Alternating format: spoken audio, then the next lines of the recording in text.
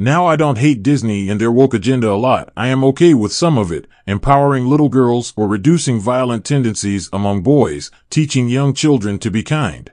They're all fine in my books of morality, but as soon as I heard the title of the film was changed to Peter Pan and Wendy, I was quickly reminded of Superman and Lois. A series that kind of revitalized CWDC TV shows and their brand with good VFX and an okay and entertaining story. Naturally, that's what I expected from this Disney movie. Hey, I admit it. My fault. Sorry. I'm a piping hot mess.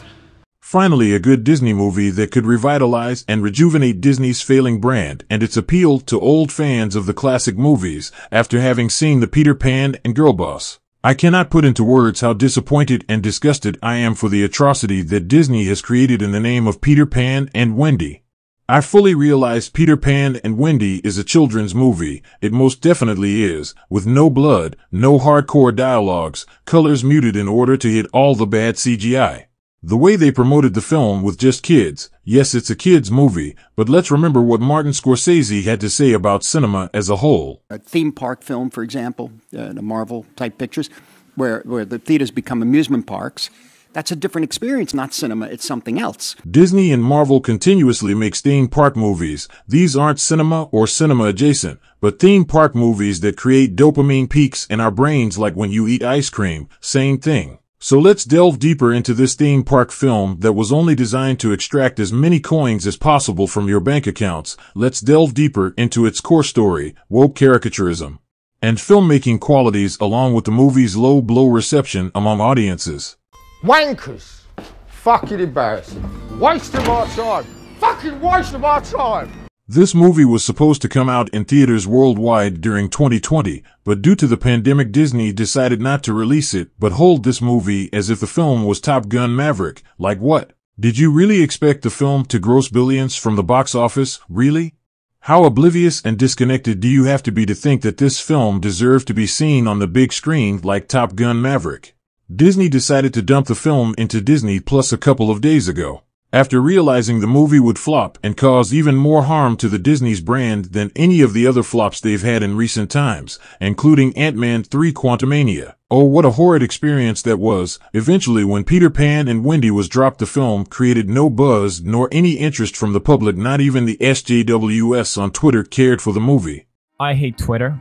I think about deleting mine all the time. What I don't like is the constant posturing that goes on there. People just can't seem to help themselves from pointing out what is good and what is bad, or how others are bad and you are good. Oh, what a shame, Disney. Are you sad? Gonna cry? The story. Oh, let's get into the nitty-gritty of the movie. The movie starts with girl power scene where a girl boss is mansplained by her father to grow up and pick up duties. Meanwhile, her girl boss supporter mom tells her to become a leader. How empowering. You must be a good leader. A young lady is lucky enough. At a certain age, she goes off to school to get ready for the life ahead of her. Wendy the whiny girl boss meets with a race-swapped blackwashed version of Tinker Bell and Peter Pan. Both of those characters are played by actors who are not just the worst child actors I have ever seen, but the worst actors, period. These two should just quit acting altogether. Wendy decides to leave her parents and home to travel to the Great Neverland, a fictitious island where nobody ever grows up, so kind of like Hogwarts, where 30-year-old actors play 15-year-olds. Wendy takes her brothers with her during this trip, and I have to say the VFX is worse than Harry Potter traveling on his broomsticks from decades ago. Imagine making a film in 2023 and being the biggest and richest Hollywood movie studio in the world, yet the VFX and CGI are worse than movies that came out a decade ago. What a shame. You're a fucking disappointment. Disney should quit filmmaking business and start fishing business. They'd be good at that. I mean, they already have all those pirate ships from Pirates of the Caribbean. The ships Disney continuously uses nowadays in all of their live-action movies, one after the other. Strange. Why don't you just hire poor Johnny Depp and make a pirate sequel instead? Oh no, the activists would be mad, wouldn't they? What are you doing? What are you doing? No, what are you doing? What are you doing? No, what are you doing? What are you doing? As soon as Wendy and Peter Pan, along with the brothers, reach Neverland, we see them get attacked by generic villain Jude Law. You see, I thought of calling him Captain Hook. But at this point, after his previous generic villain role in Captain Marvel, where he played a jealous, old, powerless leader type, typical white man Disney villain. I no longer care about Jude Law's character name, Captain Hook. Nope, he's generic villain Jude Law, so generic villain Jude Law is really mad at Peter Pan for betraying their friendship and forcing him to grow old. I know it's confusing. Yes, after watching 50-year-old Jude Law being made at a forever young Peter Pan, I am confused too, but remember what Martin Scorsese said, these aren't cinema, they are theme park rides. So ignore the plot details and let's immerse into this swampland of a theme park ride called Peter Pan and Wendy. Soon Wendy's brothers get kidnapped by generic white man villain Jude Law, and Wendy meets all the lost boys, who are all black and Asian and female, and maybe even non-binary. Oh yes, they're transgender kids. How do you like that, activists and allies? Lost boys. Every last one of us. But you're not all boys. So? But I guess it doesn't really matter. My disappointment is immeasurable, and my day is ruined. Are you pleased by the representation we've made for you in cookie-cutter fashion? Moving on, Captain Generic White Man Villain takes the little brothers for execution, to be killed for being associated with brown Peter Pan, and boom, Wendy shows up to rescue, and then boom, Peter Pan shows up in the worst disguise possible, and then boom, the worst CGI crocodile shows up. Are you surprised with all the surprises, children? What about the adults?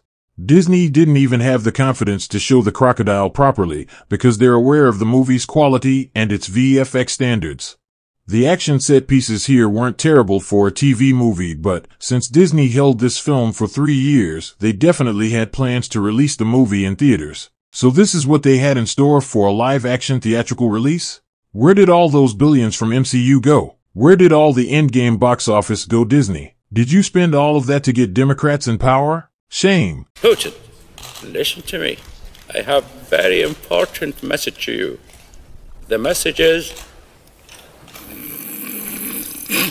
and the president of China. The sword fights were terrible in this scene. In fact, it's one of the worst sword fights I've ever seen in my entire life. What kind of theme park ride is this? Disney also loves to pander about Native American culture. No, not about all the cruel and treacherous part of their culture. No, sir. But all that mythical and unscientific medicines and songs and folklores, the spirit of the forest and my ancestors. Oh yes, those kind of things that Hollywood loves to exploit in order to create diversity and inclusion points for themselves among the activist circles and woke Hollywood virtue signaling triangles. Imagine there's no heaven. Easy if you try. Imagine all the people living for today. Now in their Batcave, Wendy and Peter Pan open up about themselves, the themes of growing up. Leaving home and not being a child anymore are most definitely important and interesting topics to be had in a movie, but when the actors are reading off teleprompters and repeating lines like parrots along with amateurish acting, oh yes, it's horrendous, it's terrible, all those nuances are lost in the wind, none of it. Along with the terrible CGI distorts and reminds you of the lack of quality on display, which is never a good thing. Wendy sings, and Captain Generic White Man goes and kidnaps all the children. Dude also sort of, kind of, in a way, kills Peter Pan. You know, one of those fake Disney main character deaths that happens midway through the film, and then the character pops right back into the film at the end of the movie. I never yielded! And as you can see, I am not dead! All that challenge shit is over with. I'm the king now. Oh yes, one of those fake deaths. Captain Generic White Man Villain opens up about how he missed his mother and he wanted to go home and Peter Pan won't let him. And then brown Peter Pan dumped him into the ocean, similar to how Disney dumped this movie into Disney Plus, where all the rotten bodies assemble. Oh, the irony. I'm going to be honest. I hate this place. I must get out of here. The acting from Jude Law isn't terrible, but it's watered down by the lead white girl boss character through her terrible dialogue delivery and fake tears. This should be a war crime. Jude did well by himself, so strange how Jude Law has become like a default leading gay character playing actor in every major franchise. Strange. Anyways, towards the end battle, they decide to kill girl boss, but you see she flies now, through magic, and no, it's not Peter Pan's magic, it's girl boss magic. The girl even says so. The boy's magic. No, this magic belongs to no boy. Hold. Thank you, Stilgar, for the gift of your body's moisture. What in the name of Aladdin is happening here? Ignore all that nonsense. Peter Pan shows up and jumps into the flying pirate ship. By the way, the scene is a complete rip-off from the Uncharted games or even the Uncharted movie. Flying pirate ship battle. Oh, come on, Disney. One Pirates of the Caribbean final battle later, the villain dies, falling into the deep ocean. Oh, he's dead. He's not coming back. He's gone forever and oh, never mind. Generic white man villain will return in the sequel that Disney will eventually make once the child actors are fat middle-aged alcoholic adults, eventually. I mean, eventually those Stranger Things kids will grow up no matter how much coffee and cigarettes you feed them to stunt their growth. I thought the movie might end here, with the final battle on the flying ship, but no, it has to go on and on and on, stretching the runtime as much as you can, aren't you, Director David Lowery?